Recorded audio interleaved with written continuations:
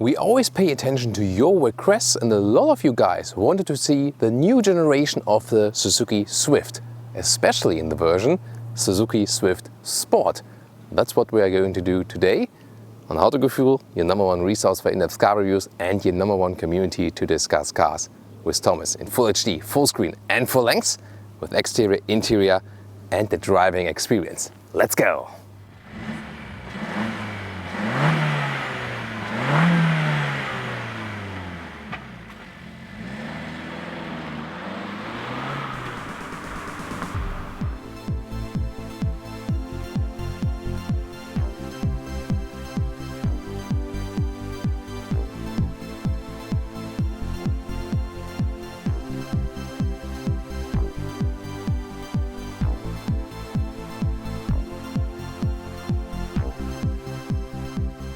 It is the same platform, the new platform Suzuki is using with the new Baleno and also the new Ignis.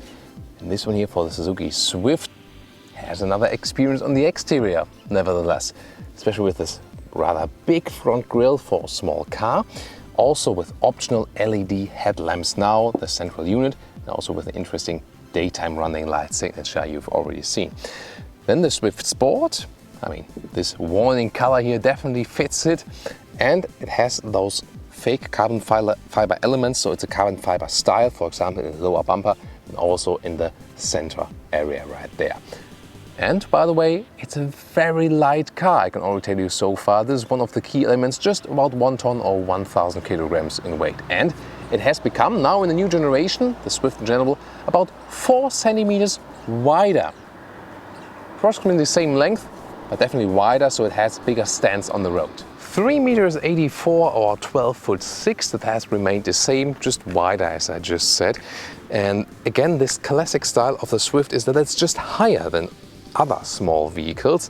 Of course, it changes the exterior dimension and the impression you get. It doesn't look that sporty, especially in the side profile, but it has an advantage on the inside for sure. And this one here, the Suzuki Swift Sport, comes with 17-inch rims in this lovely dual tone trim. Also fits as a great contrast to the yellow color.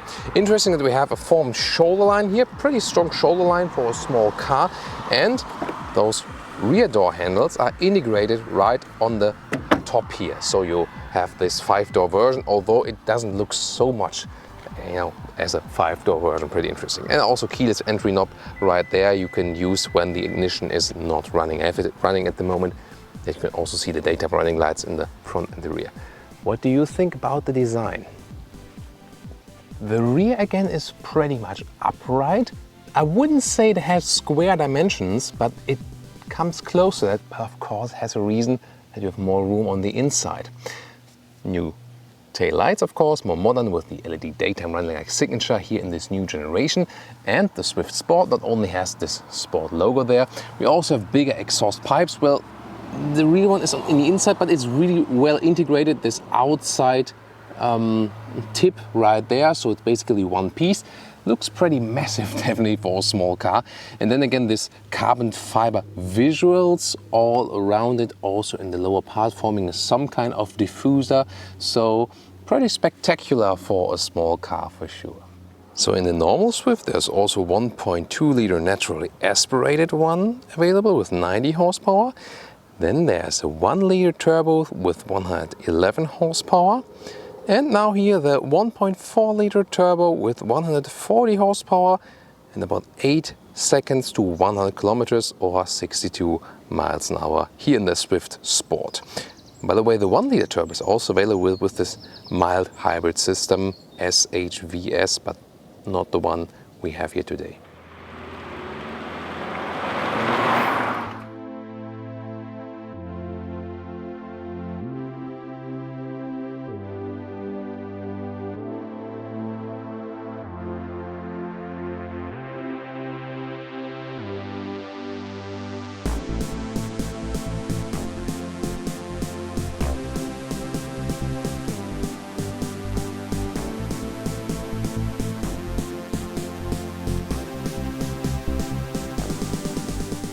So let's take a look at the interior together. all hard plastics also at the inside of the doors.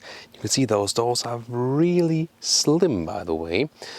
Then those fabric inserts, they're very nice and soft when you drive, when you rest your arm on that. Then the Swift Sport here has also this red contrast right there. On the lower part you can see where the sunglass cover is at the moment. You can also fit bigger bottles. Then, forgot to mention that in the exterior part here also have the carbon fiber lower spoiler. You can see it here also very well in the Swift Sport. And then you got also special elements here. This steering wheel looks really sporty, also with a flat bottom. Then those special instruments here with a red background on the left side for the RPM meter, by the way, and also this sporty form, this round gauge style, really cool. And the highlight, of course, those sports seats. All fabric, really nice. They stay cool in summer times and also warm in winter, really cool, really nice. Integrated head restraint here with a Sport logo then as well. Red contour stitches, very nicely done, especially to get those seats here in a not super expensive car. For example, in Germany, where Suzuki is not that cheap overall comparing to other countries, 14,000 entry price, and when you get the Swift Sport with all highest trim, you get about 20,000. That's of course not cheap anymore. But still, you know, you get a lot for a small car for that, and great, nice, sporty trim we see. And by the way, I have that in here. I'm not sure. This is the warning that the floor mat can interfere with the pedals. I think it could also have worked a little bit less obvious. What do you think? By the way, the fuel cap, you release it right there. And you can get in very easily. The door opens quite wide. And the sport seats here, the side is soft enough that it's not hurting when you get in the car. Yet again, it's holding you really tight. For my size, it fits actually quite well, 1m86 or 6'1". And a lot of headroom, and this is of course accounting for the spacious feeling also we have on the inside here, especially when we look to the top. Yeah, I mean, on the exterior styling you have seen, it is a quite high car, and you see it's also on the inside. Very interesting. Then the steering wheel, if you have the higher trim level, so this might be one argument to go for a higher trim level, that you also can control the steering wheel not only in height but also in reach, and that works pretty well. Also have some more controls on the steering wheel, like picking up the phone here on the left, for example, and the mute button is also available. It's a good sporty seating position, although the overall impression of the car is not really sporty from the basic dimensions, because we have this upright windscreen, the high ceiling and stuff. But I actually like it that we're not that much caged in, and then we have those sporty elements like, you know, red contour stitches there, red right there, also in the middle part with the gauges, flat bottom steering and those sporty seats. And that's making it sporty once again. Interior overview, it is more arranged, let's say, as you know, if you compare it to the previous generation, here with the sporty design element, the red grid right there, also round elements is the design scheme also here in the lower part. Then the new optional 7-inch touchscreen, which also has smartphone mirroring, as you can see. There again, you can take a look at the compact steering wheel. Great grip to control it, really. Nice size. It's basically ideal for the size and the sporty gauges. And by the way, the manual gearbox here does a quite nice job. The gears come in quite easily and also short shifting ways. So I'm also satisfied with that. With the climate control, by the way, it's sometimes a little bit strange, because you can see the temperature and the wind strength there, and then sometimes you oh, I want to change the wind strength. No, not really. That's not going to happen, because the middle part is dead. Here it's left side for the vents and right side for the temperature, but when you know it once, it's also fine, and it's really easy to control. It's big, therefore easy to control also while driving. So why not just keep it that way? I'm just really fine with that.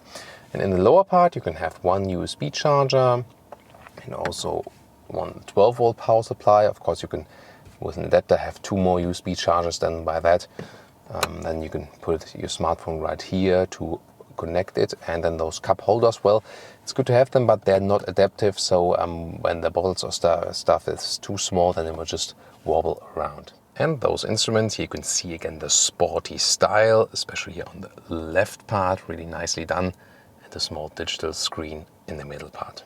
And the infotainment system here, the Apple CarPlay, for example, automatically connects, really cool, easy to control, volume right here, but you can also change it at the steering wheel. And then there's also the main menu here again with the, for example, GPS. It works, you see it's also reacting fast enough, not too fast though.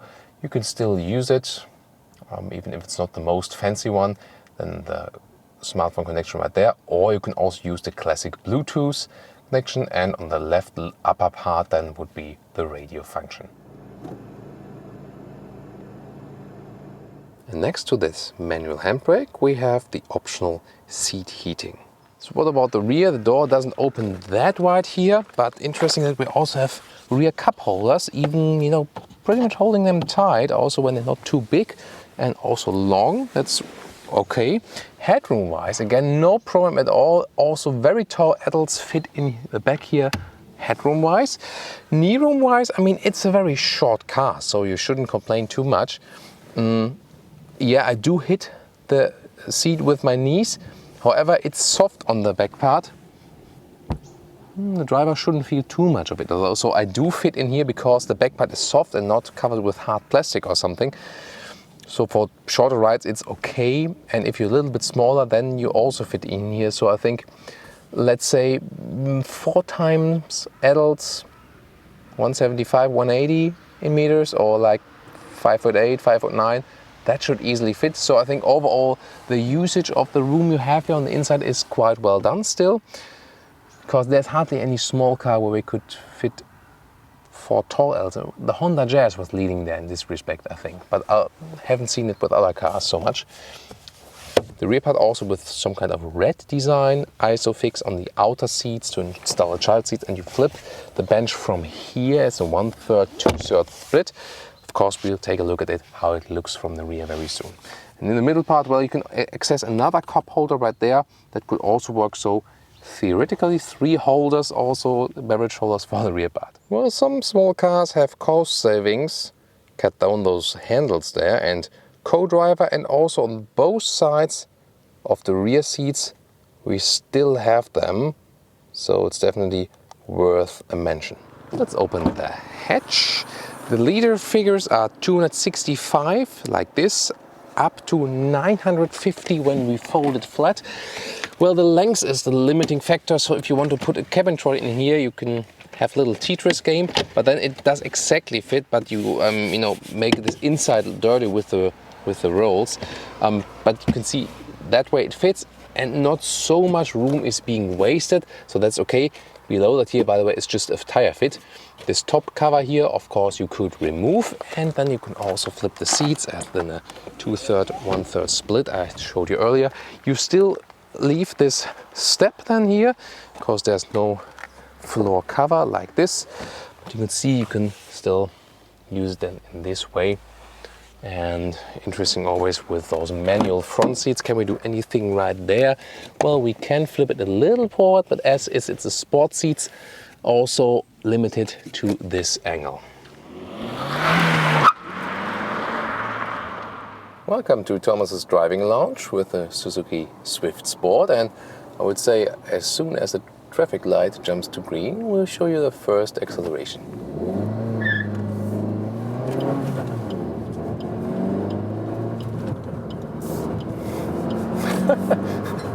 That was fun. That tire squeak. That was really funny. So, I mean, I didn't apply too much throttle. Okay, I let the throttle, the clutch slip a little bit, but that was pretty powerful one from this 1.4 liter turbo. Pretty fun car already on the first few meters, it seems. However, we're now at the normal slow autobahn side, so just about 100 kilometers an hour or 60 miles an hour, and this already reveals also one of the biggest weaknesses of this car. It's really very loud. So especially at those higher speeds, I have to raise my voice really a lot of tire noise, wind noise, and especially I hear all of the road beneath me. So that's definitely one of the weaknesses.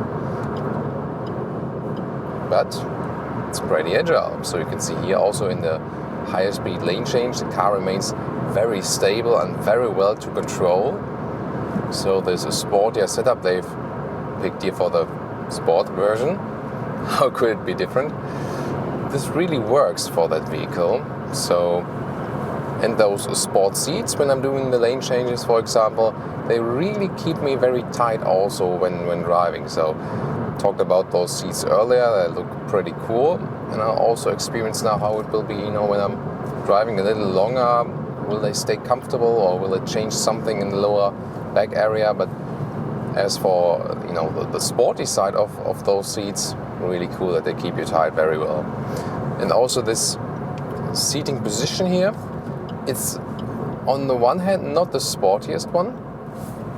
This front screen is pretty much upright, so unusual for nowadays cars, where some of the other cars, they tend to have those very, seen for example here on the, was it an E-Class or C-Class Coupe? It's always hard to differentiate when you don't see the front headlamps, when there's like one LED stripe, this is the C-Class, two LED stripes in the front is the E-Class, then you can see it, but from the side, hard to differentiate. Well, that would be one example where the front screen is really flat, and here, really upright, and also everything is rather slim, not too cage-alike, so you don't feel sporty car caged in, so to say. I think that's rather good for a small car, but it wouldn't be combined at first sight with sportiness. Then again, if you think about being in control, and you really feel in control here, because you can very well see where the car's ending in the rear because it's a short car. Then due to those slim doors, you can also see where it's exactly ending at the sides. So that makes a feeling of being in total control of this vehicle. And that again accounts for a sporty feeling, because if you are in control, you could also drive sportier. And just a little slalom here also in the city traffic is really a lot of fun with this vehicle. The suspension, as I said, it keeps you very stable also at the higher speeds. But then again, it is generally a little bit rough. This also accounts both for the normal Suzuki Swift and then even a little bit more for the Swift Sport. So if you have those potholes on the road, this suspension is not really forgiving. So this can come through to your lower back area and maybe be a little bit annoying at times. So already here at the beginning we've pointed out basically the two biggest weaknesses of this vehicle is one, the noise insulation at higher speeds. Here, in cities, no problem, but at higher speeds, especially when on the motorway. And the second part is the suspension, which again is fine that it's stiff for the sporty version here. At the same time, there are also stiffer suspension which still handle those bumps better. So suspension also something they should be working on. But overall, if you compare it to the predecessor version, this one here of course feels more refined and more up-to-date, not only from the interior but also from the driving experience, a little bit more grown up, and it's really a fun car, especially in this sports version. We'll soon get to another acceleration from when we're already rolling, then you can also check the performance right there. And so far I'm also quite positively surprised about the consumption, which is ridiculously low. So with those turbo engines, we also in the small cars very often have quite high consumptions, which are not really suitable for those very small cars. But then again, you have to think about one of the biggest strengths of this car is that it's super light, just about 1 ton or 1,000 kilograms. And that also accounts then for a lower consumption because you don't have to move such mass.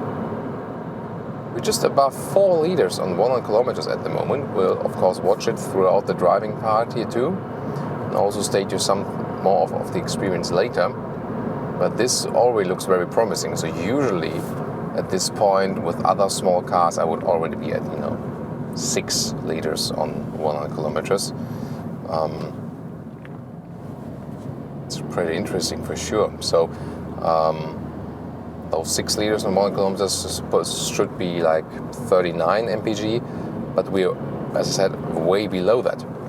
So I don't know the mpg figure by heart at the moment. Well, so from the rear there seems to be a customized G-Class coming up with portal axles, it seems. Probably one of those we recently seen on the Brabus factory tour. If you haven't seen that one, tune into that one too. You want to see some really crazy G-Classes. Come on, I'll let this guy overtake us here and then you can see it as well. So now it's coming in the rear mirrors. That is really massive. And I mean, especially when you're in this small car, look at that. It's a G500 4x4. That's why. Whew. Look at those axles. Crazy, right? What a difference to this small car we are sitting in here now. So what about the acceleration here when we're a little bit faster, like 80 to 100 in third gear? Plop. Wow. That's pretty cool for such a small car, right? Amazing. So even in the higher speed areas, you still got power reserves. I really like that. So again, 140 horsepower for 1,000 kilograms of weight. You really feel that. That's probably one of the most amazing things of this car. It really feels powerful and sporty. I think mainly for this reason. Really cool. So you also have cruise control, even an adaptive one. Let's see how that works. Here we go. I'm not pressing the brake. Distance to the car in front of me is being kept. So cool that we can also have that one in a small car, in a relatively cheap car. Of course, only in the top trim levels, or if you have picked this option. So, I mean, it says with almost all cars, so many extras nowadays. You always have to pay attention which is included and which is not.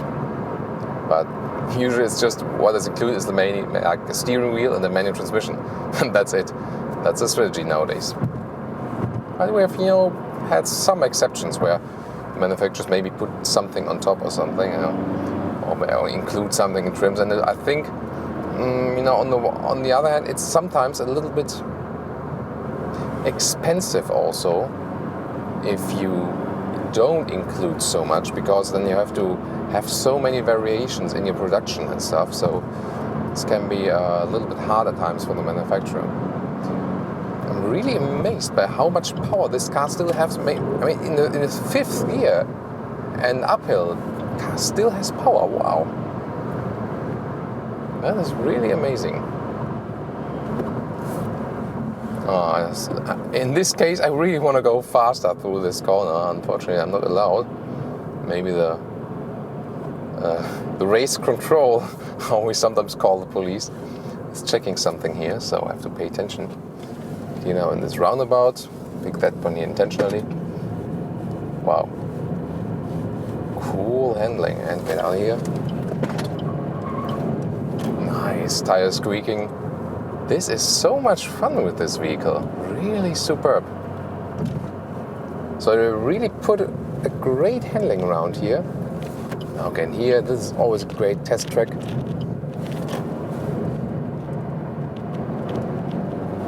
Nice. Really nice. I think this should belong to one of the most fun small cars we've driven, for sure, A Polo GTI, of course, also a lot of fun to drive. That's for sure. this one here really belongs to the most fun small cars. So, I mean, in this way, the sport version can also make sense, because yes, for a small car, then if you pick that one here, also in top trim level with almost reaching 20k, it can also be quite expensive. But then again, if you get this one here as your normal everyday driving car, it's still a small car, and in comparison to other bigger cars, still not that cheap, not that expensive then. And here, I mean, it's a normal small car. You can still do everything with it. You know, you can flip the seats and put some more stuff in there. But at the same time, you can have fun just, you know, on your commuting way to work or to your studies or something, because this one here surely aiming also at the younger target group. Or maybe it's someone who wants to feel young again, because this is really the case. I mean, especially with this expressive color on the exterior. But this car really makes you feel a little bit younger again, you know. Those of us who are already a little bit older maybe remember the times when you started your car driving life with smaller cars, later on maybe switch to bigger ones, and you know, this small car times is always connected somehow, you know, to being maybe a little bit younger and getting your first driving experiences. So maybe time to step down to a smaller car again to get those experiences rolling again. Really interesting. Also with those sporty gauges we've shown you earlier, you know, with the red background, especially for the RPM meter. Always, you know, nice sporty fun this car delivers. I just want to drive this Kong a little bit faster. It's really interesting that this car here, although, you know, it also doesn't look like the super race car, but right now I really would like to take this car here on a small racetrack. Maybe not the biggest one, or you being the X2. First customer vehicle I've seen of those, I think. Yeah, and you know, that's an Autogefühl reporter thing. You know, we always, when we see some new cars on the road, that's always like, oh, there's a customer vehicle instead of, you know, one of the first test vehicles. So back to this car here. I really would like to take it on maybe like a go-kart racetrack or something, because you get, you know, somehow this go-kart feeling, and that is really something very peculiar, really cool. So let me just see. Then I can give you also the MPG figure, yeah. So right now, also when we, you know, played some around, we were about 5 liters and 1 kilometers, and that's 47 MPG. That's pretty amazing. So, and you've seen, if you want to, you know, keep it very steady, you can even get a higher MPG or a lower liter factor if you want so. And we hardly ever have cars which are at this consumption, no matter the size. So that's also something which is really cool. If you compare this one, by the way, to some of the platform brothers, I mentioned it earlier, the Suzuki Baleno, or also the new small Vitara, this one is surely the most fun one. You know, the Ignis. Was it the Ignis? I have to check it again. But you know, definitely those new small Suzukis, they all use the same platform. And do you really feel it? No, not really. But this one is surely the most fun ones, also the lightest, the most agile to control. In comparison, the Baleno, of course, offers more space, but it's for sure more neutral, more standard car, a little bit more boring. And this one here definitely wakes some emotions. By the way, those sport seats here, driven a little bit longer now as well, so they do not give you immediate back pain as some other sport seats do. So I wouldn't necessarily say they are more uncomfortable than probably the base seats. The base seats, which you get then with the normal Suzuki Swift versions, you know, if you're a little bit maybe, let's say, wider than me, maybe you feel that it's too narrow in here. That could be a problem. So you should maybe take a test seat at the dealer or something. And of course the base seats always offer you more room to move around. It's a little bit more free feeling. And this one here definitely a sportier feeling, definitely well seating. You know, as a rather tall driver, of course, I sometimes have problems with the small car segment overall on the long-term driving. So I do feel differences, you know, when I'm, for example, driving, you know, a normal small car to a small SUV or normal small car then to a segment above. I still feel some comfort differences. So for me at the moment, you know, at my age, you know, getting older and stuff, I wouldn't buy a small car for myself anymore because I'm not so comfortable in the classic car seat. That might be different for you, but I think it's also one of the reasons why those small SUVs are emerging, because some more people are thinking the same way and want some more comfort also in smaller cars. But I think, you know, they picked the right choice here with the sport seats here for this car. They fit to the driving feel. The slalom is so cool. I mean, you can just, you know, have fun on every inch of the road. That's really very cool. Also the steering, you feel very much in control. Maybe it could be a little bit more progressive, but the good thing I really like, it doesn't have a real dead zone. So no matter where and what you steer, you always get a reaction somehow. So also something they managed to do very well. Where is the next racetrack? Where is it? Yeah, not too much that I really happened this, you know, to have this feeling in this car. So definitely something very special. So let me maybe summarize. So on the con side, negative points, we surely have the suspension, which is really not forgiving when we have those you know, stronger bumps on the road. Then we have the noise insulation, which should be better than mentioned earlier with the crash test results, and also the particle emissions where they don't have a particle filter yet. Then on the good side, low weight and also really low consumption. I like that. And this power this engine still has, power to weight ratio, really amazing sporty feeling. So much fun to drive, especially in the corners. Such a light feeling, direct steering. Steering is also very well done. So definitely a car you can spice up your everyday driving life without getting too expensive or taking too much traffic space. So a very interesting approach, definitely, this car today. And a lot of you guys wanted to see exactly this vehicle we're testing here today. And I can really understand why you wanted to see it.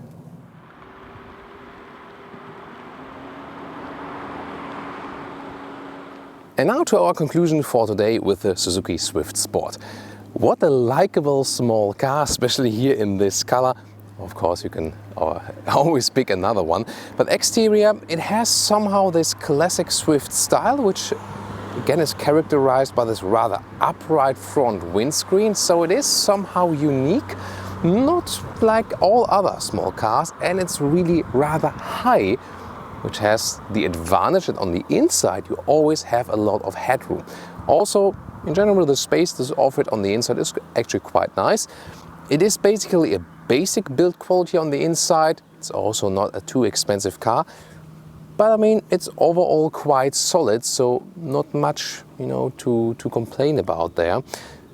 Especially the driving experience, really cool. Such a fun vehicle, among the most fun ones in the small car segment. That's of course a very interesting point, and also with a low consumption.